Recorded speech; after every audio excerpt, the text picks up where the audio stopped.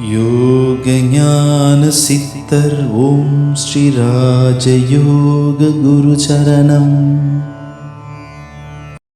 யோக சக்தி என்பது ஆக்கும் சக்தி. முழுமையாக நமக்கு வாழ்க்கையில் சிறப்பான நிலையை உருவாக்குவது தான் யோக சக்தி. ஆக இதில் எந்த ஒரு டவுட் கிடையாது, எந்த சந்தேகத்திற்கும் இடம் இல்லை.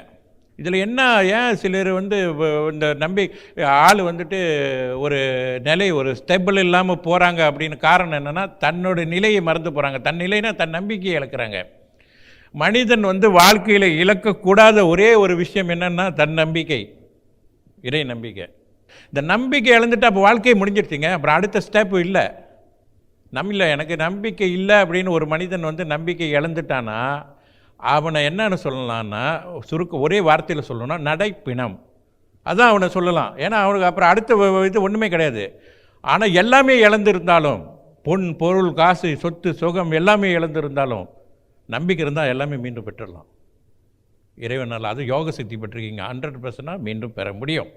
ஆக நம்பிக்கை என்பது தன் நம்பிக்கை, யோக சக்தி மேல் நம்பிக்கை. யோக சக்தின்றது இறை சக்தி தான், இறைவன் மேல் வைக்கிற நம்பிக்கை தான். இது செப்பரேட்டாக நம்ம சொல்லணும். யோக சக்தி என்பது அது தியானம் செஞ்சாலே இறைவனை தியானிக்கிறோன்றது தான் அர்த்தம்.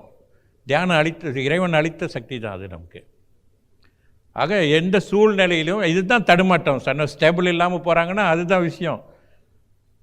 ஏன்னு கேட்டால் அவங்க தன் நம்பிக்கையை இழக்கிறாங்க. சும்மா அடுத்தவர்கள் சும்மா அதை சொல்கிறாங்க இதை சொல்கிறாங்க அப்படின்ற போகும்போது எல்லாமே இருக்குது, எதுவுமே இல்லைன்னு சொல்லலை. மாந்திரிகம் இருக்குது, ஜாதகம் இருக்குது, ஜோசியம் இருக்குது, எல்லாமே இருக்கலாம். ஆனால் எல்லாமே இருந்தாலும் கூட மாந்திரிகம் இருக்கலாம், கிரக பிரச்சனை இருக்கலாம்.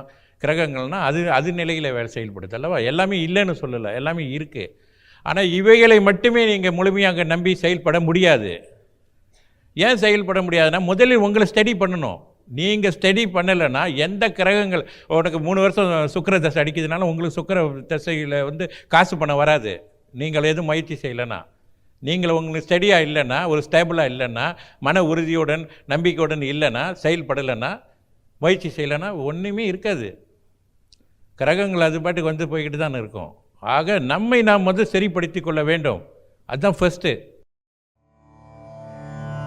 யோக ஞான சித்தர் ஓம் ஸ்ரீ ராஜயோக குரு சரணம்.